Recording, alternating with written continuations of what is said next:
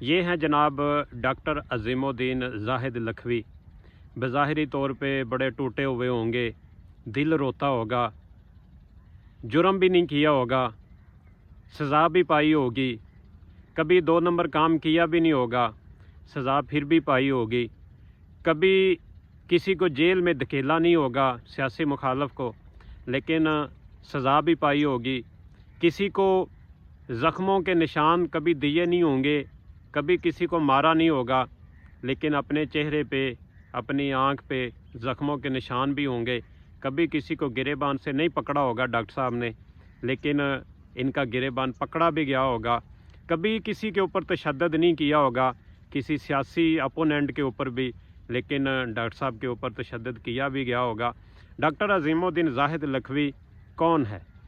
لکھوی خاندان کا ایک چشم و چراغ، ایک مذہبی اور سیاسی رہنما، بے شمار مشکلات قربانیوں کے باوجود بھی ڈاکٹر صاحب ڈٹے رہے۔ ڈاکٹر صاحب کا ایک سیاسی لمبا بیک گراؤنڈ ہے۔ ان کے باپ بھی نہایت ملنسار، شفقت والے اور ایماندار سیاستدان تھے۔ پاکستان کی سیاست میں اگر کوئی 2% ایماندار لوگوں کی بات کریں تو ان میں سے ایک ڈاکٹر عظیم الدین زاہد لکھوی صاحب بھی ہوں گے۔ ڈاکٹر عظیم الدین زاہد لکھوی نے متعدد دفعہ الیکشن لڑا، وہ جیتے ہوئے ہوتے، لیکن صبح کے ٹائم پتہ چلتا کہ ڈاکٹر صاحب ہار گئے۔ لیکن 8 فروری 2024 کا جو الیکشن تھا، ڈاکٹر صاحب نے اس کی بہت بڑی قیمت چکائی ہے۔ ان کو بہت زیادہ مشکلات کا سامنا کرنا پڑا، ان کے خاندان کو بھی، لیکن ڈاکٹر صاحب ایک نظریے کے ساتھ ڈٹے رہے، کھڑے رہے۔ ڈاکٹر صاحب ایک کوئی صرف اچھے انسان نہیں ہیں، بلکہ یہ ایک بہت اچھے خدمت خلق اور لوگوں کی خدمت کرنے والے بھی انسان ہیں۔ ڈاکٹر عظیم الدین لکھوی صاحب ان کے بھائی، اور ڈاکٹر عظیم الدین لکھوی یہ دونوں MBBS ڈاکٹر کنگ ایڈورڈ سے پڑھے ہوئے۔ انہوں نے اس قصور کے اندر کھڑیاں، الہ آباد، اکاڑا، منڈی عثمان والا میں مہینے میں ایک دن رکھا ہوتا تھا۔ ایک دن کھڑیاں، ایک دن ٹھینگ موڑ، ایک دن منڈی عثمان والا، ایک دن اکاڑا میں، جہاں پہ سینکڑوں ہزاروں لوگ پڑھے لکھے یا دوسرے لوگ جو ان کو ووٹ نہیں بھی دیتے تھے، وہ بھی ڈاکٹر صاحب کے سامنے آتے، ڈاکٹر صاحب کے پاس آتے، اور ان میں سے زیادہ تر لوگ وہ ہوتے تھے جو ڈاکٹر صاحب کو ووٹ نہیں دیتے تھے۔ لیکن ڈاکٹر صاحب نے کبھی ایسا نہیں سوچا تھا کہ یہ میرا سیاسی اپوننٹ ہے۔ اتنا شریف النفس بندہ میں نے اپنی پاکستانی سیاست میں کبھی نہیں دیکھا۔ ڈاکٹر صاحب نے فری آف کاسٹ، جہاں پہ ایک MBBS ڈاکٹر کی 2000، 3000، 4000 فیس ہوتی تھی، ڈاکٹر صاحب free of cost check up کرتے تھے اور ان کو میڈیسن ریکمینڈ کرتے تھے، اچھا مشورہ دیتے تھے۔ میں خود اس خاندان کو جانتا ہوں، ان کو ملا ہوں، پیشنٹ کے ساتھ گیا ہوں، اپنی والدہ کو لے کے گیا ہوں، اور انہوں نے انتہائی جو کہتے ہیں نا، ایک اچھے طریقے سے ایمانداری کے ساتھ جو بھی بات کی یا جو ریکمینڈ کیا، اچھے طریقے سے کیا۔ ہم تو جس ڈاکٹر کو ہم 3000، 4000 فیس دیتے تھے، وہ بھی ہماری اتنی اچھے طریقے سے بات نہیں سنتا تھا۔ ان کا اس سیاست میں مسئلہ یہ نہیں ہے کہ ان کو کوئی زیادہ نشہ ہے سیاست کا، لیکن ایک خدمت ہے۔ میں سمجھتا ہوں، دیکھتا ہوں، ایک پڑھا لکھا خاندان ہے۔ ان کے دوسرے بھائی ڈاکٹر حمود لکھوی صاحب عالم دین ہیں، PhD ڈاکٹر ہیں، گورنمنٹ کالج کے وہ پرنسپل ہیں، اور ڈاکٹر حماد لکھوی ایک اس دور حاضر کا ایک مفسر، پڑھا لکھا عالم دین، اللہ نے بولنے کا سلیقہ دیا ہوا ہے، علم سے نوازا ہوا ہے، بڑے لوگوں نے فیض پایا ان سے، اور یہ خاندان بڑا پڑھا لکھا ہے۔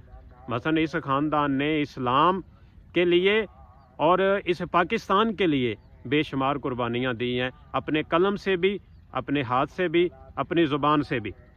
اگر کوئی سیاسی مخالف بھی آ گیا تو انہوں نے کبھی کسی سے بدلہ نہیں لیا، ہر بندے کے ساتھ ایمانداری سے ملے ہیں، اور کبھی زیادہ کوئی سیاسی گفتگو بھی نہیں کی، کبھی ممبر پہ چڑھ کے، اسٹیج پہ چڑھ کے اپنے سیاسی مخالف کو کبھی للکارا نہیں ہے۔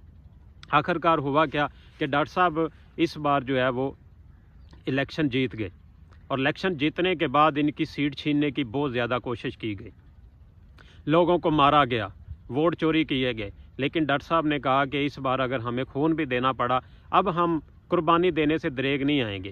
ڈاکٹر صاحب آخرکار MNA 133 کا NA 133 کا الیکشن ون کر گئے، اس کے بعد پھر ان کی سیٹ چھیننے کی کوشش کی گئی، ہائی کورٹ سے انہوں نے اسٹے آرڈر لے لیا۔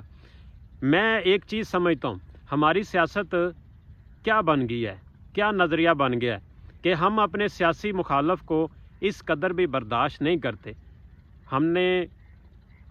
ہم اصل میں سوچ بدلنے کی کوشش کرتے ہیں، ہم دل بدلنے کی کوشش کرتے ہیں، لیکن ڈاکٹر صاحب کا قصور صرف یہی ہے کہ انہوں نے اپنی سوچ رکھی، اپنا نظریہ رکھا۔